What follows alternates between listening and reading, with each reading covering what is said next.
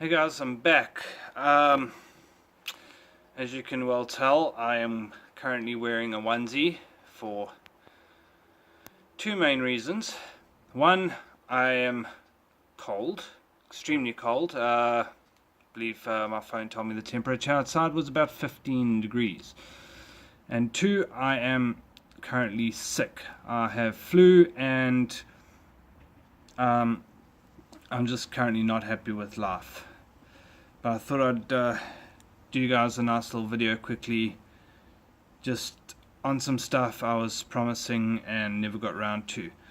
So let's get started. What I'm vaping on at the moment, and what I'm always vaping on is this bad boy, the Syrian Vegan, and I just can't put this thing down. I do need to fill some juice, but nice little mouth to lung with some VCT in there. Nic salts, perfect device for Nic salts. Decent battery life. I get 2 days out of this. New device, you do tend to use it a lot, and I got 9 days out of the pod. And you should be able to get a lot more, but I'm using this thing a buttload. At the moment, my taste buds are a little bit shot because I am sick, but still get decent flavor out of it at the moment, even though. And yeah, 2 days battery life. My last pod I got 9 days out of. I probably will get a bit more because I haven't been using it as much as I was when I first got it. I usually run around with multiple skronkers, but I've been so sick. Actually, I only just got around to cleaning my drippers and that, and they're still drying. So I busted this bad boy out.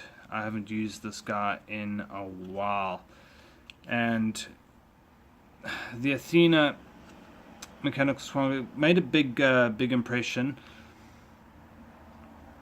because it was so cheap. Now I got the kit with the dripper. The only difference is I bought a Bearded Viking matchy drip tip for it. I think it looks really nice. Some guys have had issues, and I actually recently came across someone whose fire button was very tight, and the only way they could solve it was putting more tension on the actual bar. They actually bent it so it pushed the button further. Unfortunately, I wasn't able to have a good look at it, but there have been issues with these devices, and fair enough, they are dirt cheap and they're still going and still being sold and dirt cheap, but there's nothing wrong with them. Dripper's pretty damn decent, very similar style to the Drop and the Dead Rabbit and the Drop Dead and all that. I've got my usual make build in here. Actually, not my usual make build.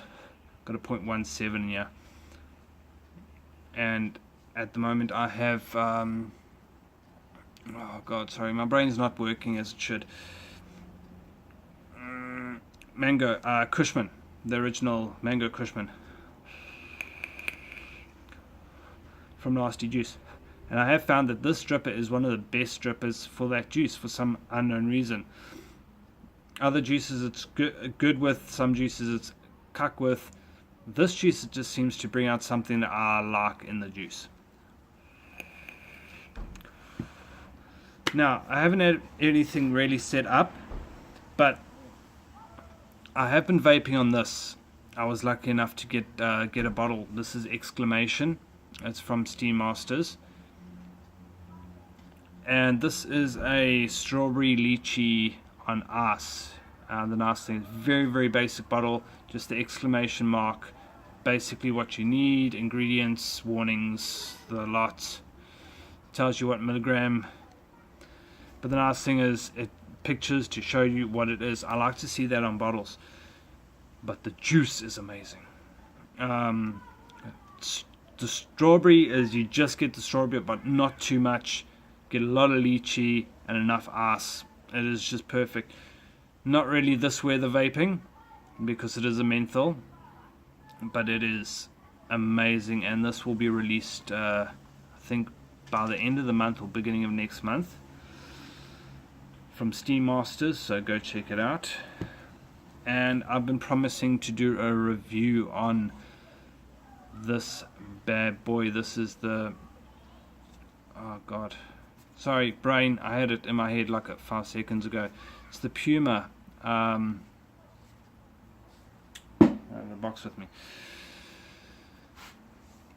This is the Puma Dual 18650. There we go. Vapor Storm Puma 200 watt device.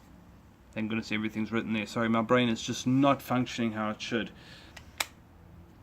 This is a injection molded, from what I can tell, injection molded plastic device. Oh, ribbons on the outside. Very basic, very lightweight, even with batteries in. Although it is quite a big mod, it is very, very light. Very clicky button. Says check atomizer. Can fit a decent 26mm dripper on here without any overhang.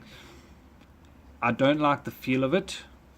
I'm going to go through all the things I hate about this, and then come at you with something very, very, very, very, very shocking. So obviously the color I did not choose. I'm not a big fan of camo, personal opinion. It is a cheap mod. It does feel cheap. Button, there's a decent amount of click to it. I would have liked a bit more clicky. And this weird indent in the top, I think that's just to gather juice if you do spill anything on there. Nothing special, really nothing special. I don't like it because it's big, I don't like it because it feels cheap, and I don't like this screen. You got your two big, it's too busy, you got your two big battery indicators, volts, amps, ohms, and how many right at the bottom. Sorry, it's not gonna focus nicely. Check atomizer because there's nothing on top there. How many seconds you've puffed for. It's in variable wattage mode, which is pretty much the only thing I vape in. It's just very busy and a very weird screen. It doesn't do that when you look at it normally, obviously because it's being videotaped. Cell phone, exactly. I see my cell phone in my reflection. Ha! But I lay this on you. The chip is amazing. This thing, now, if you heard any of my other videos, I do love Asmodus, most of their devices. For the active ohm reading, this does not have that. That is the big reason I love Asmodus. So I vape on Asmodus when it comes to regulated device. I do vape on mostly Asmodus. Now, I vape on and build on Asmodus because of the active ohm reading. Now, I was building my tanks for work, and I usually only vape on 2 different tanks. It's the Arjo Combo and the other one. I have the exact same build in them. They ohm out exactly the same, and they vape exactly the same on the Tesla I use for work. Now, when I stick them on, for example,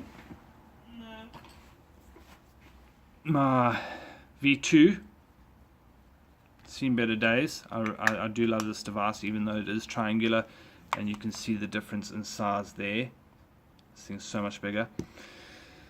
I know what wattage to vape this at that's identical to my work wattage. I crapped myself. This thing fires up to 10 watts higher. So a 66 watts would be a 56 watts firing on this thing. So this thing hits bloody hard. And if you're looking for a mod on the cheaper side of things that hits hard, and you don't mind carrying around a larger mod that feels a bit cheap, for price points and the hitting of this thing, it is awesome. It is I have no faults. It's like me and DNA. You may have heard me say this before. Excuse me. Nose blow. Yeah.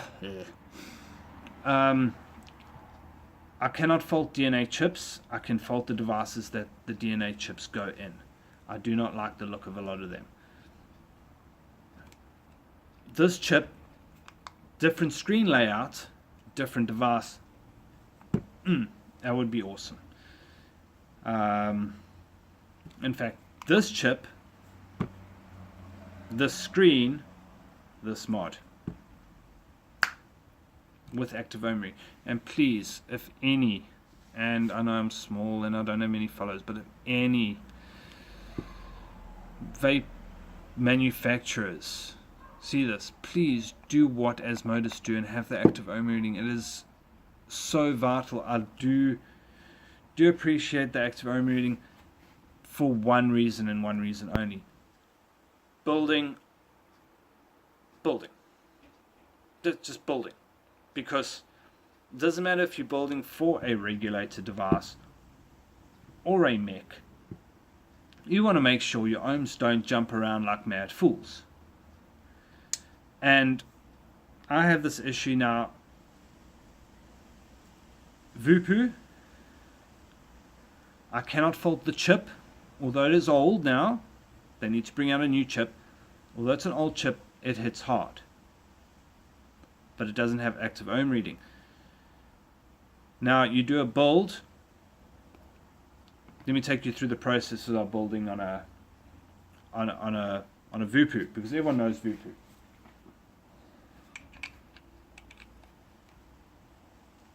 Damn it. You build, you tweak, you fire, you blah blah blah, you unscrew, screw back on, and then check your ohms again to check where you are. And you may have to do this 2 or 3 times depending on how much tweaking you need to do to your actual coil.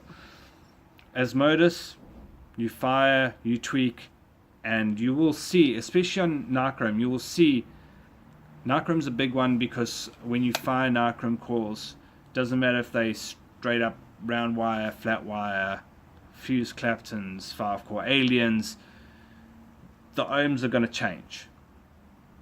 And they're going to change drastically. And you will literally see the ohms changing when you're firing it on an Asmodus. With our other device, you have to unscrew it, screw it back on, or go into the menu and go check ohms, check ohms, check ohms, check ohms. That's bloody annoying. And so if your tank is having a short or a loose post or something, you're going to see those ohms go up and down and up and down and up and down. And you know immediately something is wrong. Check it out. So that's the last thing you need to go. Unscrew, screw on. Oh no, that's a safe mech build. Wick, go. No. Oh, got an issue back. So, yeah, that was a bit of a review, a bit of a rant, but please make, if anyone's making a device, active ohm reading. A big must. Sorry, my nose is a bit blocked. So, I think that's all for today. A bit of a long video, but I've been owing you guys videos. So I think we're going to leave it there, and I'm going to go back to bed, because that is where I belong, to let my meds kick in and me get better for Monday. So I'm going to leave it there, and until next time, keep it cloudy.